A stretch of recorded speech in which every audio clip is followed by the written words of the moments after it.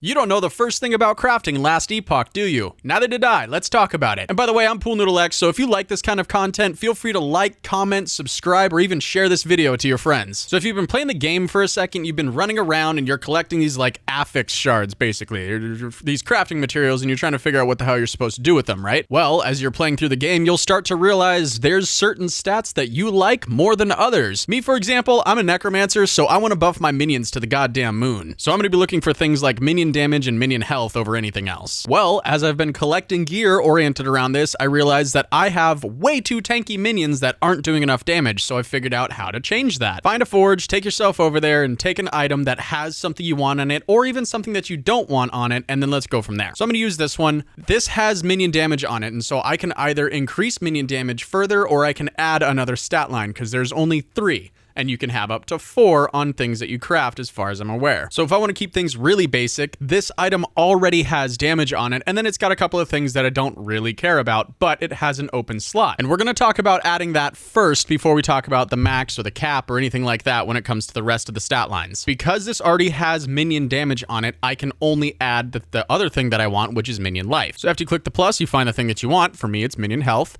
And I want to add it to it. So I go, great. Now there's a few things to cover before I just start clicking add affix over and over on these items. And I'm trying not to drool on my microphone because I just finished eating. Now the first thing to note is that stat lines can roll random no matter what. So if you hit Control and Alt, it'll show you the ranges that things can be. Right now I have the lowest possible range for a tier 5 minion damage. And while that's lame, there's ways to change that, but I'll cover that in a future video where we go over a little bit more advanced crafting things. But again, we're trying to keep things basic. So I want to add minion health to this. The other thing, there's a very important keynote when it comes to crafting anything, is that items have what's technically like an item's hit points. They call it forging potential, but it's literally just health of an item. This one, for example, has 23. Every time you tinker with any of the stat lines on here, it loses hit points, essentially. So if I did this without any ads or anything like that, no scrolls, and we'll go over that in just a second, and I just hit add affix, that cost 5 hit points, so now it's down to 18. You cannot get these back, so you have to be careful with what you're doing. Wow, that just rolled really high on minion health, and that's just tier 1. Holy crap. That's awesome. But back to the hit points. If I want to increase this further, I run the risk of not being able to tinker with this thing ever again. So of course I thought of that. This little scroll button here, if you click on this, there's a couple of different scrolls that you can use, and I'll cover what most of the other ones do later. But the only one that we're looking at right now is the Glyph of Hope, which has a chance for you to not use any crafting potential or hit points on the item. So we slap that on, and let's see if we get lucky. Let's do it for the vine. We did not. However, that gives you the idea, but that consumes every time you click that, so you have a finite amount of Glyphs of Hope. But Noodle, you said you wanted more minion damage than minion life, so why are you wasting the HP of this item and trying to add it to minion health? Well, that's because there's a cap that you can craft on each item, and that's tier 5. You go up 1 tier every time you click the little crafty button. Minion damage on this item is already at tier 5. What's lame is that it's at the lowest end of tier 5, but it is what it is. So I can use the rest of this item's HP to keep adding minion life to it, or I can re-roll some of these other stat lines to something else that I want, but there really isn't anything else that I care about right now, just in the leveling phase. I just want my minions to do more damage. So that's the main idea. The next part of this that we want to cover is, where do you get these stat shards? You can find them in the wild. They drop off of random things. It's just a chance that you're going to get them, but there is another way, and you can kind of target farm the affix shards or the stat shards that you're trying to get. And that's obviously by having your loot filter be whatever you want it to be. Like mine, for example, is set to a bunch of minion stuff, so I'm always looking for minion damage and minion health and stuff like that. But when I pick up an item like that has those two things, so this one has minion damage and it has minion health, remember that it takes a stat shard every time I go to increase that tier or whatever I'm doing to it. For example, I have 13 of these minion life shards. I go to upgrade, and now I have 12 of these minion life shards. So here's the kicker.